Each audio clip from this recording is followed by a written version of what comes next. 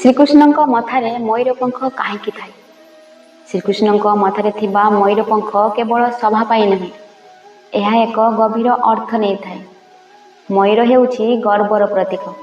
से निजर सौंदर्य को देखाई गर्व करे, किंतु श्रीकृष्ण सही मयूरपंख को निज पाद तले नहीं निज मथारे रखिथिले। एहार अर्थ गर्व को दमन कर नहीं, गर्व को सुंदर कर। मयूर मेघ वर्षा कादुओ को नहीं नाचे, किंतु निज को मैला करे नहीं।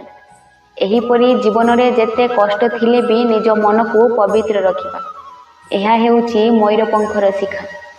श्रीकृष्ण कहउचंती, सौंदर्य संपत्ति बुद्धि सबु थाउ, किंतु अहंकार न थाउ। सेथिपाई श्रीकृष्ण मथारे थिबा मयूरपंख नम्रतार मुकुट।